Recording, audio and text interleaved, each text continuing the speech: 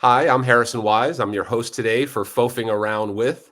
And today we are FOAFing around with Elena Pavloff Dwyer, a marketing leader, brand, and business builder. Elena, welcome to FOAFing Around With.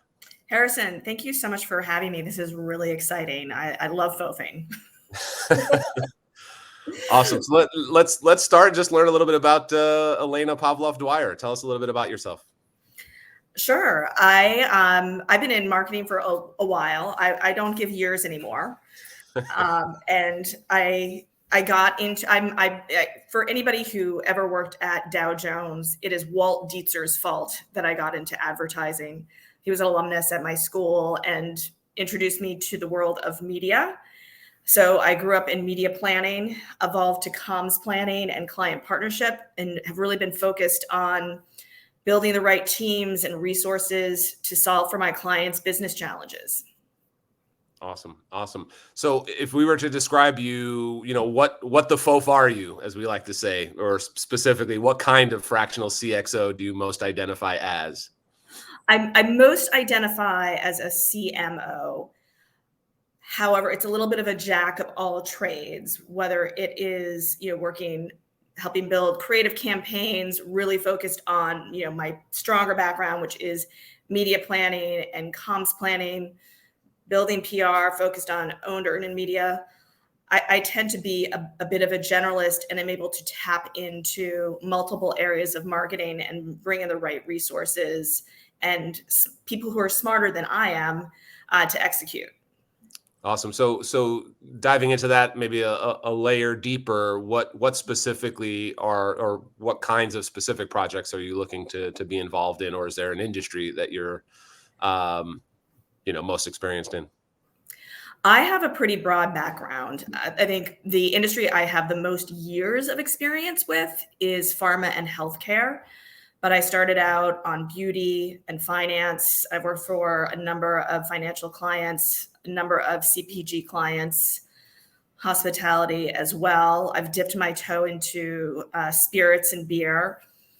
To me, it's really about working with companies or people that have, where you're going to have a good partnership and where they're going to give you the bandwidth to help them solve that problem. They know that you're coming in because you have that expertise. So they're going to let you bring your expertise to the table. But at the same time, where you can also learn a little bit, learn about a new industry, have to dig in and jump into the deep end and do something you haven't done, like create a website, which I've created 5 of those in the past 6 months. And yeah, to me, it's less about the specific industry. One of the most fun clients I ever had was Reckitt and Coleman working on Decon, which is, not necessarily a sexy product, but we had fun working on it. And that sounds like a Web3 or crypto. Is that what that is? No. Or Decon is rat bait. Oh, okay. Oh, that all right. So the brand Decon. The brand Decon. Yes, we came up. Yeah, this was back in the 90s. Oh God, maybe I am giving my years. And we were I'll edit that out. I'm just we were in New York City. We're like, we see these creatures in the subway all the time, and we wanted to do out of home advertising the subways, and they moved forward with it. And you can actually still see Decon advertising in the New York City subways today. That's amazing. Yeah. So what category does a brand like Decon fall in? I mean, is that a CPG product? I mean, what is that? Yeah, at the time it was owned by Reckitt and Coleman. It was CPG, and it is CPG, right? You can do smart things. We knew, rats don't tend to come indoors until it hits 50 degrees or colder. So we actually looked at creating local radio where it wouldn't start until the weather in that area got below 50 degrees. Not very sexy, but it was smart. Yeah. Hey, that's right. And effective, I would assume. Yeah. So going back to the question, I mean, would pharma and healthcare be the primary types of projects that you're looking to be involved in these days as a fractional CMO, or you're truly open to? I'm truly open. I do think pharma and healthcare is a great industry.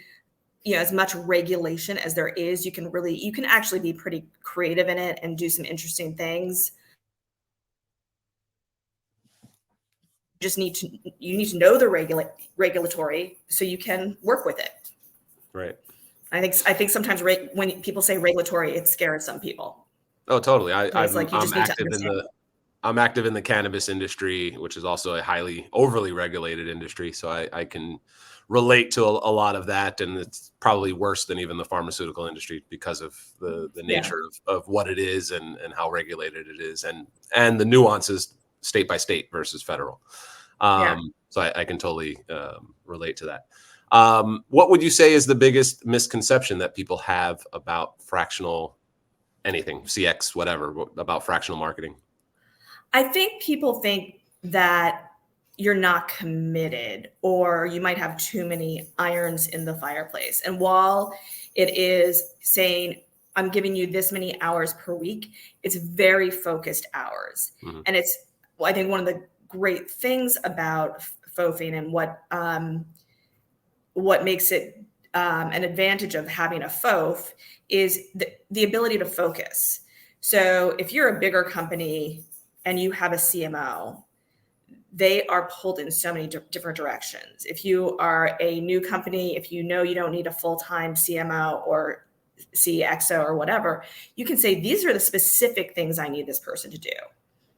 And they can be very focused on that. And so within the hours per week that you have hired a FOAF for, they are very focused on you, your brand. And if they're like me, they're probably still thinking about it overnight or on that walk across the Brooklyn Bridge. But they're very specific and focused.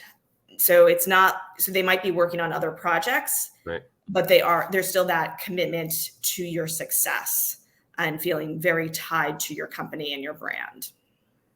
So what does a fractional or a successful fractional hire look like? And how does a CEO or a founder measure that success?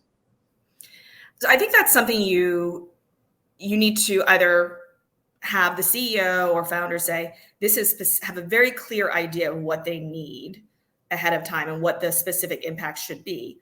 Or somebody who is willing to sit down with that FOAF and say, I know I need an expert here, but I don't know where to start first. And allow that FOAF to come in and say, here's where you need to start. Let's put this plan together and align on what those success metrics are, what those KPIs are. I think in marketing, it's going to depend. Everybody hates it's going to depend answer. Mm-hmm, mm-hmm. Are you so new that you really just need to build brand awareness?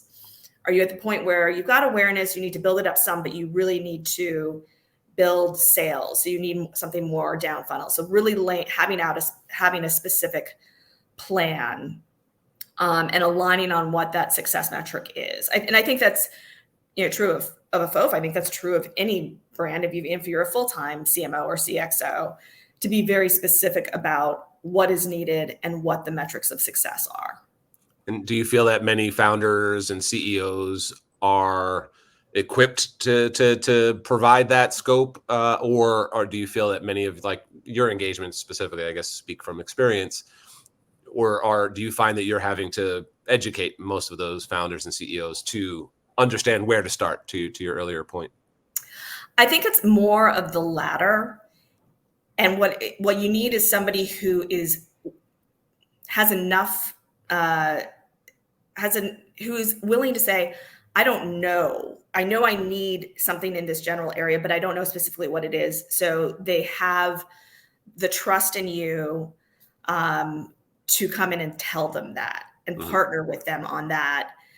I think sometimes you can get in a situation where they know they need marketing, they know they need that expertise, but they still want to hold on and have control over it. And they have a vision that they're like, this is how it's going to be, versus let me bring in somebody who can. And I think this is probably another advantage of a FOAF, who is one step removed, who can see from the outside and have a bigger picture to say, yes, you have these 10 things that you want to happen, but if you don't focus on these 2 or 3 first, 4 through 10 are never going to happen. Right. Exactly. What would you say to people who say that FOAF or fractional equals freelance? That's a good question. I don't want to say, freelancers aren't invested in the company, because so many are. And when they're passionate about the companies they work with, that's why they're good at what they do. Right.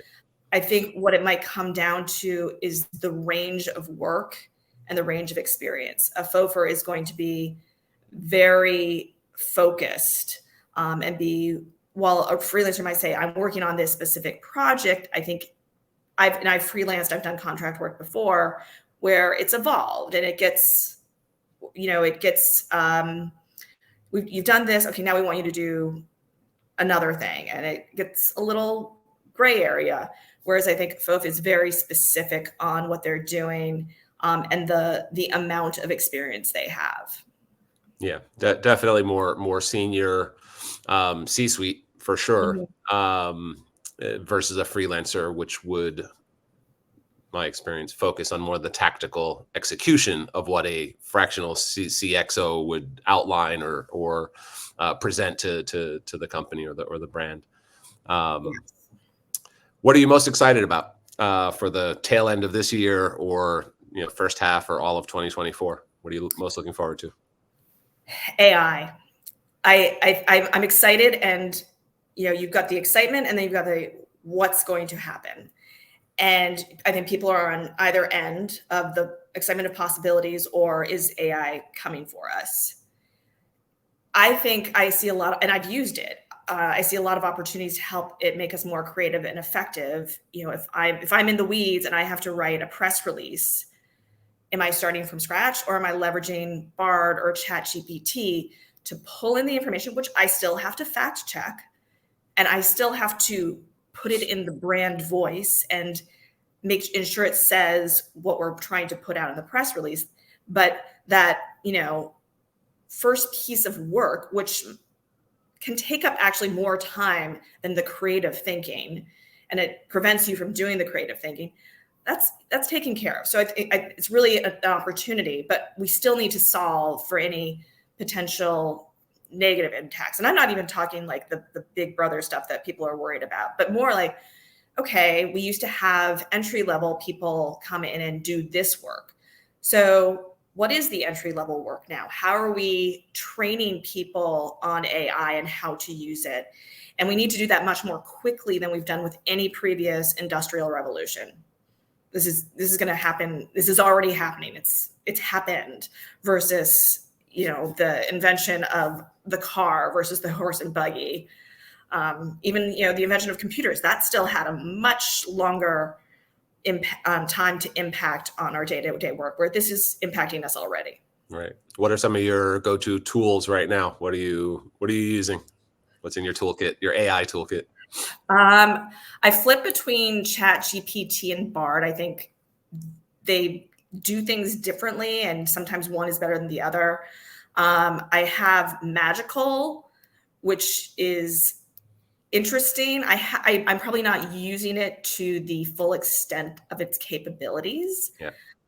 And I've built in on LinkedIn and Google some of the automatic tools. And sometimes I'm like, I just know exactly what I want to say, so I don't need you today. And sometimes it's just fun to play around with. If you've got extra time on the weekend, or, while you're, watching Jimmy Kimmel or whomever your late night host is, to just play around with it. And what's Magical's secret sauce? Like what's magical?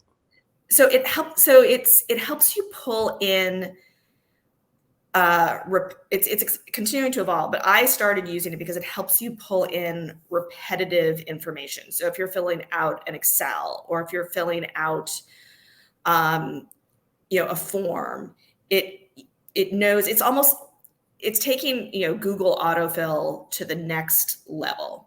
Okay. So instead of you having to continually type repetitively, you can say, I want this information pulled into this Excel document, and it will do it together. Again, you still have to do some work. Of course, right. But it gets you over that initial hump. Cool. I haven't heard of Magical yet, but there's so many coming out right now. It's almost, it gives you whiplash. So So yeah, just playing around with all of them and playing with them in a way that to their full advantage. Like you said, I think a lot of times you kind of you're just scratching the surface of what these tools are capable of. Yeah. And sometimes it's enough, because we're seasoned, experienced. We've kind of cut our teeth, along the way in our respective journeys. So yeah, it's really about helping us be more efficient and faster and allow us to deliver, just more expeditiously. That's what I'm using it for right now. I'm not an engineer by trade by any means either. I'm also a marketer. So just how do we incorporate this in a way that allows us to do what we did with, like you said, a staff of junior people. It doesn't quite eliminate that, but it certainly alleviates the need for a lot of that type of work, which in the agency world we called busy work in the early days. Yeah. Yeah. And I think especially as clients and agencies are needing to become, leaner, it allows them to say, okay, we can, I don't want anybody's job eliminated, but it allows us to say, how can we more efficiently use people's time? Right. Right. Well, it's certainly sort of accelerated the evolution away from retainer, billable hour in the traditional agency model into more value-based pricing because of all of these things, and just the pressure from clients to kind of understand how to do things, or the pressure from them wanting to in-house a lot of the things that agencies or outsourced resources would do, because they see that they can do some of these things themselves using AI, using smaller teams, smaller staffs internally, and less expenditure. So it's been an interesting 18 months to kind of see how this stuff impacts those of us in our industries and our businesses, as well as how clients perceive it. Yeah.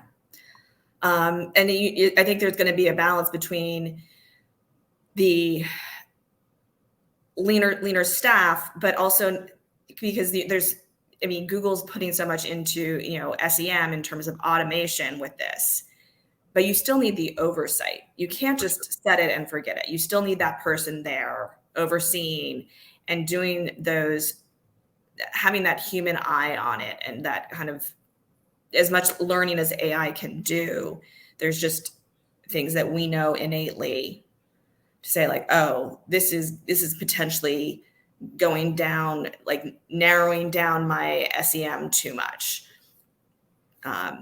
Just being able to see that bigger picture. Sure. So we're coming up at the end of time. Any last minute thoughts with regards to fractional marketing or being a fractional CMO? I think it's where we're moving, especially with the advent of so many new, smaller companies they're small now, they're going to grow. But having this really builds an advantage, or takes out a disadvantage for entrepreneurs and founders who need that CXO experience, whether it be marketing, whether it be finance, whether it be operations, to have the expertise to build their company within their business plan without having to pay somebody full time. And it gives people like me an opportunity to work in different industries, continue to provide my expertise while still learning. Awesome. Well, Elena, it was great FOAFing around with you today. Thanks for joining us. Thank you so much. And I hope you have a great weekend. Thanks, you too. All right.